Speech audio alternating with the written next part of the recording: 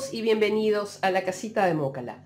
Hoy vamos a tener un nuevo video de presentación de nuestro próximo tutorial en el que vamos a aprender a realizar esta belleza de dragoncito cariñoso.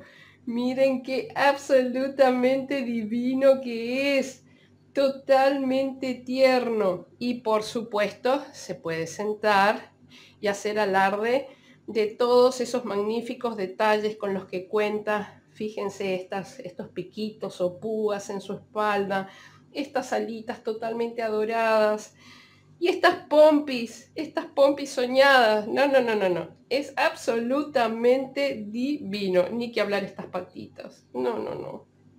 Lindo, lindo, lindo, ¿verdad que sí?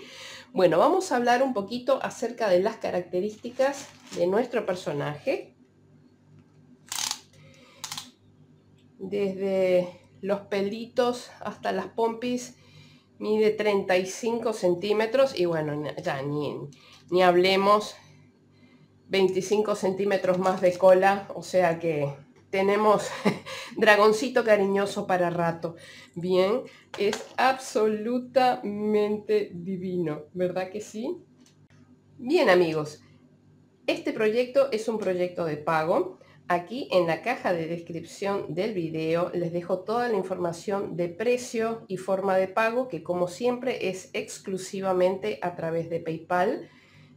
Por lo tanto, aquellos que no tengan una cuenta de PayPal pueden solicitarle a algún conocido o familiar que sí tenga cuenta en esa plataforma que les realicen el pago, o sea, no hay problema con eso.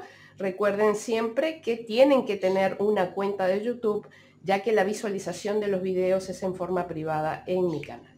Bien, así que me encantaría poder contar con la presencia de todos ustedes para realizar este magnífico proyecto. Nos vemos en el tutorial. Chao, chao.